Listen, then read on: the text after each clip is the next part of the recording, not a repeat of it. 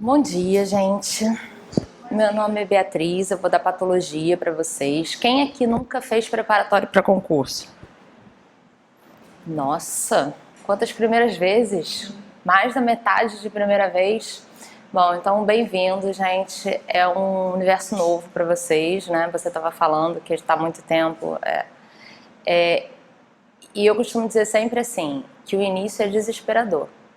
Então, se vocês estão desesperados, está tudo certo. Que assim, no início a impressão que a gente tem é que é impossível, que a gente não sabe nada, que não tem condições de ter aquela quantidade de conteúdo. É isso mesmo. E eu sempre digo assim, geralmente, o que eu vejo nos meus 17 anos que eu dou aula para concurso, é que a primeira vez que as pessoas fazem o curso, é como se você estivesse entrando na faculdade de novo. Você tem noção de nada. Na segunda vez, você começa a ter dúvida, que você começa a entender o que está acontecendo. Na terceira, você participa de fato. Isso é o que acontece com a maioria das pessoas. Agora, é sempre assim? Não. Tem muitas exceções. Eu me lembro em 2000 e... acho que foi 2001. 2001, se não me engano, que teve polícia e bombeiro. 2001 e 2002. Foi a primeira vez que eu participei de intensivo, assim. Eu nunca tinha participado até então. E era desesperador para mim, porque assim, um aluno de intensivo ele é muito diferente do aluno do regular. Eu chamava de a porta dos desesperados. Assim, abre aquela porta dos desesperados, que o cara em 3 meses quer fazer a faculdade inteira, ele fica desesperado, enfim. E eu não acreditava em nada na validade daquilo. Era aula sábado, domingo, feriado. Eu falava, gente, pra quê? Impossível, né? E sei lá, sem brincadeira, uns 30% da turma passou. Então, a partir desse momento, comecei a acreditar em intensivo. Então, a maior parte das pessoas demora um tempinho, mas tem iluminados, né, que conseguem passar rápido. É verdade, tem iluminados que passam sem nunca ter feito curso, inclusive. Né, eu, por exemplo, nunca fiz curso, até fazer meus concursos, só dei aula para curso, mas nunca fiz nenhum. Então, existem essas pessoas. Mas, na verdade, esses intensivos eles acabam despertando muita coisa em você do que você já trazia, né? E a experiência clínica ajuda muito na hora da prova. Então, acontece que mesmo em intensivo, a gente consegue ter muita aprovação. Mas então, quem já está no concurso já sabe mais ou menos como funciona. Mas quem nunca fez ou não faz há muito tempo, vou dar umas dicas para vocês. Primeiro, independente de ser intensivo ou regular, esqueçam livro. Esqueçam. É da apostila para o livro. Para que vocês vão usar o livro? Para ver foto, para lembrar, principalmente patologia, porque patologia é uma coisa que fica muito distante da clínica diária de vocês. Então, ver a foto ajuda muito a vocês relembrarem o que é. Mas livro é só para isso. Google tem a mesma serventia. Se você botar lá o nome da doença, vai aparecer a foto. Então isso é importante para vocês lembrarem. Esqueçam livros. Se vocês forem ler livros, vocês vão perder tempo e vão se confundir. É o que eu falo. Quando a prova não é de especialista, a ignorância é uma bênção. Porque às vezes você sabe demais, isso te confunde e você erra a questão. Então é o que está aí na apostila que é o que cai. Patologia não tem muita pegadinha. Eu costumo dizer que a pegadinha de patologia é a quantidade de matéria, né? Então não precisa complicar muito as questões, porque no simples as pessoas já se embananam. Então não tem muita pegadinha. As questões são conhecidas e se repetem muito. Essa é a outra dica. Estudem pela apostila e façam muita questão. Muita questão. Vocês vão ver que as questões se repetem. Não é raro você fazer uma questão e cair igual na prova no dia que você vai fazer. Então entra lá no Google, bota questão, caderno de questão patologia, caderno de questão estomatologia e faz. Mesmo que seja para especialista. Porque as questões são as mesmas, não tem diferença nenhuma. A única diferença é a quantidade que cai em uma prova e em outra. Então façam muita questão, esqueçam livro, esqueçam resumo. Resumo não existe. Concurso não dá para estudar por resumo. Então, a primeira coisa que você tem que saber é qual é o seu perfil de estudo. Então, é claro que a gente usa os nossos 4 sentidos no aprendizado, mas 2 são mais importantes, que são a visão e a audição. Então, você tem que saber qual é o teu sentido mais apurado na aprendizagem. Teste fácil, no WhatsApp. Você gosta de áudio ou prefere ler livros? Aquele que a gente espera sair o filme. Se você prefere ler texto, por exemplo, eu prefiro ler 50 textos ou ouvir um áudio de 40 segundos, eu não escuto. Já vim aqui dar aula porque me avisaram em áudio, eu não ouvi. Parecia que não tinha aluno, tinham sido cancelados e me mandaram em áudio, eu sequer ouvi. Então, eu só leio. Então, pra mim, é visual. Escutar não adianta muito. Se você gosta de escutar, se você aprende música com facilidade, ouviu uma vez, já sabe a letra, é escutando. Então, grava e escuta. Agora, é sempre bom a gente estimular a outra parte, né? Então, se você é ruim de escutar, coloca para escutar, mesmo que você não esteja prestando atenção. Então, isso é uma coisa que eu descobri que funciona para mim. Se eu colocar um conteúdo e ficar, sei lá, fazendo coisa, dirigindo, aquilo entra de certa forma, sem que eu faça muito esforço, nem que eu consiga, nem que eu pare para prestar tanta atenção. E quem é mais do auditivo, treina o visual. Como é que a gente treina o visual? Vocês vão ver que a gente não faz resumo. Então a gente trabalha com o quê? Com palavras-chave. Eu vou falar para vocês quais são as palavras-chave de cada doença e são essas palavras-chave que vocês têm que ter em mente. Então escreve isso na parede, faz uma cartolina, um quadro, escreve essas palavras e vai repetindo essas palavras. Não percam tempo com resumo. Então mesmo quem é auditivo estimula a visão e mesmo quem consegue bem com a visão estimula o auditivo. Outra coisa que você falou é importantíssima, temperatura. Quando você está de saco cheio de estudar, muda a temperatura. Então, você está com sono, bota mais quente, bota mais frio. Então, muda a temperatura que isso estimula a sua percepção. Então, essa é outra coisa que eu costumo falar. A gente só usa 10% consciente do nosso conhecimento. Então, quando a gente estuda, o nosso subconsciente, ele apreende cerca de 90% a 95%, mas a gente só consegue ativamente pegar, ter acesso, abrir ali 10% das prateleiras, mas o resto está dentro da gente. Então, o nosso grande desafio é como a gente vai acessar esses 10% que não acontecem de forma natural. Então, para vocês terem uma ideia, já deve ter acontecido com vocês estarem fazendo prova, olharem uma questão e falar assim, vi na hora, B. Aí você fala, não, não é B, não. Não é, não. Aí você vai, bota C e era B. Por quê? Esses são os seus 10%. Isso não é Chico Xavier, não é o espírito, não é nada. É porque na hora em que você libera adrenalina, que você entra na luta ou fuga, do tipo, caraca, eu sei isso, mas não vem, você ativa o inconsciente. Aquela mesma coisa, você está sendo assaltado, você vai correr como você nunca correu, você vai parecer um queniano. Por quê? Porque nesse momento você consegue ativar esses 10%. Então, acreditem no subconsciente de vocês e ativem esse subconsciente. Então, uma forma boa de vocês ativarem esse subconsciente de vocês é mudando o nível de onda cerebral de vocês quando vocês estão estudando. Como é que vocês podem fazer isso? Frequência binaural. Vocês colocarem no YouTube, ou se vocês colocarem no Spotify ou qualquer outro inferno de música, frequência binaural, bota concentração, estudo, memória. Vai vir lá a frequência 400, 500, você escolhe qual a frequência que funciona mais para você. Então, ou é uma musiquinha clássica, ou tipo barulho de chuva, ou passarinho. Tipo, barulho de chuva eu tenho vontade de tacar lá embaixo. Então, vê qual é a que funciona para você. E aí, antes de você estudar, você fica ali uns 10 minutos ouvindo aquilo ali, prestando atenção, e depois coloca baixinho enquanto você está estudando.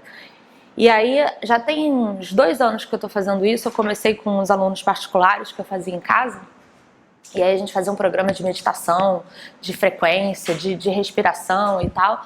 E todos eles foram aprovados. E depois eu comecei a falar nos cursos, não como eu fazia diretamente com eles, mas coisas mais simples. E as pessoas me mandavam mensagem falando, cara, melhorou muito. Assim, meu estudo parece que rende mais, que eu consigo realmente pegar mais aquilo ali. Então tentem, escolham a música de vocês, sei lá, chuva, passarinho, música clássica.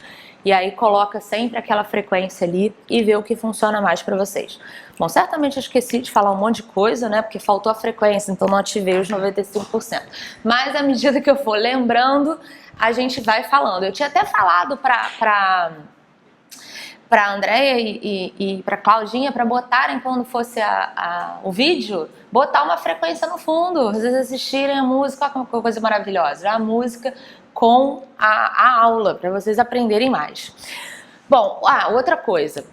Quem já está acostumado a fazer preparatório para concurso, que faz muito prova de Forças Armadas, o perfil dessa prova é um pouco diferente das Forças Armadas. Então, não é uma coisa que cai muito síndrome, não é uma coisa que cai muito decoreba, pegadinha, cai uma coisa mais voltada para o campo realmente de atuação, pelo menos assim foi a prova de 2011, a gente não sabe, né, qual vai ser a banca, como é que vai ser, mas era uma prova mais voltada e era um pouquinho diferente em termos de conteúdo. Para vocês terem uma ideia, 2 questões foram de patologia dermatumucosa, que em Forças Armadas é muito difícil de cair.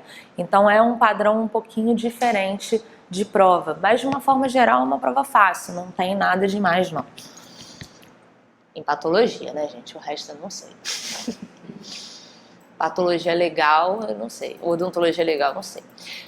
Bom, então normalmente a gente utiliza o livro do Neville, que é justamente esse senhorzinho aqui, que é o livro mais utilizado em concurso, também o mais completo, que é a referência da OMS, da Organização Mundial de Saúde, e é o que a gente costuma utilizar, que não tem muitas diferenças. Então, a primeira coisa que a gente vai falar é com relação a nomenclaturas de patologia de desenvolvimento ou alterações de desenvolvimento. Por que isso é importante nesse tipo de prova? Porque quando você está ali fazendo um exame, fazendo uma perícia, uma coisa muito importante é você diferenciar o que é herdado, o que é normal, o que é uma alteração de desenvolvimento do que é provocado, do que é patológico, principalmente injúrias físicas, químicas, né, são muito importantes nessa área. Então é importante você conhecer o que é normal, o que é variação da normalidade, para você diferenciar daquilo que deve te chamar a atenção na hora do exame. Então isso aqui é uma coisa que costuma cair bastante. Então a primeira coisa que a gente vai falar é a anomalia disráfica. Então esses são alguns termos que costumam ser utilizados no enunciado e que, embora não sejam propriamente a resposta da questão, podem confundir ali se a gente não souber o significado. O primeiro deles é anomalia disráfica. Então são defeitos causados pela falha de estruturas se juntarem. O que é isso? Durante o desenvolvimento a gente tem vários processos que vão se formando isoladamente, as células vão proliferando e eles vão se encontrando para que se fusionem, para que a gente tenha o fechamento e a formação dos processos. Se 2 estruturas que deveriam se fusionar e se encontrar não se encontram, a gente tem uma fenda, a gente tem uma falha de união, que é o que a gente chama de anomalia disráfica. Então, um exemplo mais comum, fendas orofaciais, fenda labial, fenda palatina, 2 estruturas ali que deveriam se fusionar, não se fusionam e a gente fica com aquela fenda, a gente fica com aquela falha. Falha de involução. Então, durante o desenvolvimento também, é muito comum a gente ter estruturas que se formam em excesso. Então, as estruturas elas se formam com um certo excesso, depois elas sofrem uma remodelação até a gente chegar ali na nossa conformação final, em como ela vai ficar realmente pronta. Então é muito comum que essas estruturas comecem a involuir, eventualmente até desaparecer, que é o que acontece com os restos vestigiais depois, né? Então quando estruturas que deveriam desaparecer, que deveriam involuir, não involuem, a gente chama isso de falha de involução. Por exemplo, lábio. Durante a formação do lábio, o lábio é formado com excesso, que é a porção glabrosa e a porção vilosa do lábio. Depois a gente vai ter uma remodelação, essas partes vão desaparecer e ele vai então ter a sua configuração original. O que acontece se essas estruturas não involuem? A gente tem um lábio duplo, o paciente tem um excesso de tecido ali por uma área que deveria ter ido embora e que não foi. Então essas falhas de involução, elas vão sempre deixar restinhos ali. A mesma coisa acontece com a tireoide, como a gente vai ver daqui a pouquinho, que também pode ter uma falha de involução. Displasia. Desses termos aí, o termo displasia é o que causa maior confusão. Por quê? Porque a gente usa esse termo displasia para 2 coisas totalmente diferentes. A gente usa displasia para alteração do desenvolvimento, para sindromologia, e a gente usa displasia lá no estudo microscópico das lesões, e são coisas totalmente diferentes. Quando a gente fala de displasia em sindromologia, em alteração do desenvolvimento, o que a gente quer dizer? Que são células totalmente normais, comprometidas com a sua função. O que está errado ali? O arranjo delas no tecido, a organização tridimensional delas no tecido. é tudo certo. Só a forma como elas se distribuem, a forma como elas se arranjam é que está errado. Por exemplo, displasia dentinária. É uma dentina normal, com função normal. Só que a distribuição dela é alterada. Ela é toda jogada para a região de câmara pulpar, principalmente coronária. Ela costuma obliterar o espaço de câmara pulpar e aí falta dentina para formar a raiz. E o dente fica lá com a raiz curta. Então, uma dentina normal, a função é normal. O que está errado ali? A distribuição dela no tecido. O que é totalmente diferente da displasia lá no nosso estudo microscópico. Quando a gente diz que uma lesão tem displasia, a gente fala isso lá na microscopia de lesões pré-malignas. São lesões que, aí é o contrário, o arranjo pode estar normal, a aparência está normal, a distribuição está normal. O que está errado? A função da célula. Quando eu digo que um tecido tem displasia, eu quero dizer que ele tem célula maligna. Não quer dizer que ele vá obrigatoriamente se transformar num câncer, mas a chance dele se transformar num câncer é maior. Então vejam, displasia para síndromologia, alteração de desenvolvimento, tem nada a ver com câncer. Célula normal, distribuição errada. Displasia lá no estudo microscópico das lesões, não. A distribuição pode estar certa, você olha a lesão ali, não tem nada demais, mas você já tem células malignas ali, o que aumenta a chance de ter transformação maligna. Tudo bem, gente? Entenderam a diferença? O termo é o mesmo, mas são dois contextos totalmente diferentes. Esse outro termo aqui, a gente já está mais acostumado, que é o termo ectopia ou heterotopia. Então, o que é isso aí? Ectopia é quando a gente tem uma estrutura que está fora do seu local habitual. Então, se a gente tem um canino no palato, é ectopia. A gente tem um canino no cerebelo, é ectopia, né? Onde quer que a gente tenha uma estrutura fora do seu local, a gente chama isso de ectopia ou heterotopia, como a gente vai ver nos grânulos de Fordyce. O que são os grânulos de Fordyce? Glândulas sebáceas, que são normais da pele, quando encontradas dentro da boca. Então, sempre que uma estrutura está fora do seu local habitual, a gente chama de ectopia ou heterotopia. Aí, para falar de ectopia aqui, vou falar um pouquinho da tireoide, que vai ser importante também para a gente falar lá na frente, então já vou falar logo aqui. A tireoide, ela se forma lá pela terceira, quarta semana de vida intrauterina e ela se forma na região do dorso da língua.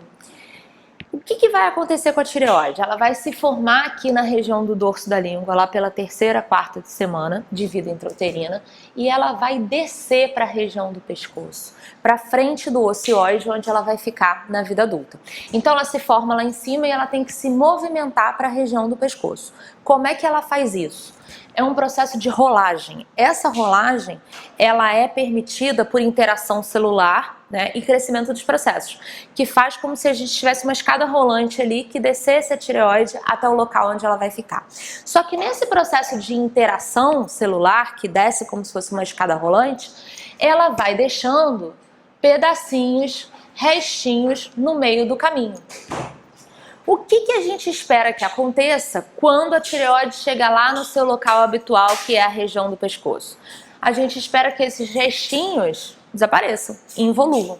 Se esses restinhos não involuem, a gente já sabe que a gente tem uma falha de involução, que é o que a gente chama de ducto tireoglosso. O que é o ducto tireoglosso? São esses pedacinhos de tireoide que ficaram da rolagem, que deveriam ter desaparecido e não desapareceram. O que pode acontecer com isso aí? Eles podem ser ativados e eventualmente virem a causar um cisto do pescoço, que é o cisto do trato tireoglosso. Então, se ficar esses restinhos aí, eles podem ser ativados e virem a causar o cisto do trato tireoglosso. Então, o que a gente tem normalmente de desordem de tireoide? O que pode dar errado aí nesses... Vamos convir que não é muito fácil você se formar num lugar, né, e ter que ser carreado para outro lugar. Então pode acontecer várias panes aí. O mais comum, quando tem alguma pane, o que acontece em 90% dos casos, é ela simplesmente não descer, que é a tireoide lingual. Então isso é o que acontece em 90% dos casos. A tireoide não desce e ela fica ali toda mantida na língua. Na maior parte das vezes, como a gente vai ver, ela é funcional. Ela está ali produzindo seus hormônios, só está no lugar errado. A outra coisa é o ducto tiroglosso, que a gente considera uma ectopia de tireoide. É normal eu ter um pedacinho de tireoide no meio do pescoço? Não, então eu chamo isso de ectopia de tireoide. Eu posso chamar a tireoide lingual de ectopia de tireoide? Né? A tireoide lingual é uma ectopia de tireoide, não era para estar na língua. Então, se está na língua, é uma ectopia de tireoide. Agora, existe um termo específico que é o termo distopia. O que esse termo quer dizer? Distopia é um termo utilizado justamente para essas estruturas que se formam num local e tem que migrar para outro local. Quando essa estrutura se forma num local e ela fica retida nesse local, enquanto ela deveria ter ido para outro local, a gente chama isso de distopia. Então, a distopia é um tipo específico de ectopia. Toda distopia é uma ectopia, mas nem toda ectopia é uma ectopia, né? Então, quando a gente fala, qual é a vantagem da gente falar distopia? Por exemplo, eu tenho um paciente com tireoide lingual. Se eu falo para vocês, esse paciente tem uma ectopia de tireoide. Onde é que está a tireoide? Pode estar no meio do pescoço, né? Pode estar na língua. Então, quando eu falo ectopia, eu tenho que dizer qual é a localização. Quando eu falo o paciente tem uma distopia de tireoide, onde é que está a tireoide? Na língua. Você já sabe que é uma tireoide lingual. Então, é um tipo específico de ectopia. Tudo bem, gente? Então, a tireoide lingual, ela é uma distopia. Já o ducto tiroglosso não é uma distopia, é só uma ectopia, né? Se está no meio do pescoço. A condição patológica do ducto tiroglosso é Cisto do trato tiroglosso. Tá? cisto do Trato trato. tiroglosso. Bom, todos esses termos que a gente falou até agora são termos que a gente utiliza para estruturas normais, né? A gente estava falando de glândula, dente, estruturas normais. Ectopia, heterotopia, distopia, né? Então, tudo isso a gente está utilizando para estruturas normais. Esses termos que a gente vai falar agora são termos que a gente utiliza para lesões, para processos patológicos. Então, o primeiro deles é amartoma. O que é um amartoma? Amartoma é quando a gente tem uma proliferação excessiva de uma estrutura normal naquela localização. Ela só proliferou mais do que deveria. É claro que isso aí vai gerar tumores, neoplasias, né? Mas é uma proliferação aumentada de uma estrutura normal. Então, por exemplo, quando a gente vai ter lá... Caraca, aqui tá cheio de mosquitos, gente. Tá o ó do borogodó. Já matei uns 2 aqui. Cheio de mosquito. Então, o que eu tava falando até me desconcentrou o mosquito. Um amartoma. Então, quando a gente tem, por exemplo, a formação da língua, a gente está lá na vida embrionária formando a língua. O que tem que proliferar para formar a língua? Um monte de coisa, né? Epitélio, músculo, nervo, glândula. Então, um monte de coisa, vaso sanguíneo, vaso linfático, um monte de coisa tem que proliferar para a gente ter a formação da língua. Vamos supor que lá, durante a formação da língua, os vasos linfáticos proliferam mais do que deveriam. A criança nasce com linfangioma, que é um amartoma. Então, a gente tem vasos linfáticos ali, proliferou mais do que deveria, isso gera amartomas. Então, amartomas, assim como odontomas, eles costumam estar relacionados ao desenvolvimento daquela estrutura. Então, linfangiomas, hemangiomas, por exemplo, costumam ser manifestações congênitas, né? A criança já nasce com aquilo ali, porque foi durante o desenvolvimento embrionário. Bom, e aí a gente tem, nessas outras proliferações adicionais, a gente tem aí algumas diferenças. Eu costumo pensar nelas como uma escadinha, né? O meu primeiro degrau é o amartoma, o meu segundo degrau é o coristoma e o meu terceiro degrau é o teratoma. O que é isso? O amartoma a gente já viu que é uma proliferação exagerada de estruturas dali, normais daquela região. O coristoma, ele é uma proliferação exagerada de estruturas que não são dali. Então, por exemplo, o cisto epidermoide oral. A epiderme É o tecido da pele. Se eu tenho proliferação de epiderme dentro da boca, é uma estrutura que não está ali. Então é o coristoma. Então, amartoma, proliferação de estruturas dali. Coristoma, proliferação de estruturas que não são dali. E o teratoma é a maior expressão disso tudo aí. Para a gente dizer que uma lesão é um teratoma verdadeiro, ela tem que ter uma proliferação exagerada de pelo menos um componente de cada folheto embrionário. O ectoderma, o mesoderma e o endoderma. Então são aquelas lesões que aparecem no ratinho, né? Saiu uma lesão cabeluda com um dente, um olho grego do ovário da mulher. Então isso aí é o que a gente chama de teratoma. Então são lesões extremamente raras, né? Geralmente tem cartilagem, né? Tem uma coxa de frango, um dente com piercing, tem tudo ali proliferando junto da... Justo, são quase exorcizadas aquelas lesões, né? Que sai lá na igreja, no culto, enfim. Então, vocês já sabem que essas lesões são extremamente raras. Então, por isso que eu gosto de falar de uma escadinha, né? O que é mais comum? O amartoma, depois o coristoma, por último o teratoma. Teratomas são raríssimos, né? Quando a gente vê realmente nas gônadas, ovário, né, testículo, dentro da boca é muito raro, mas pode acontecer, que é o cisto dermoide. Então pode acontecer tanto dentro da boca quanto no pescoço.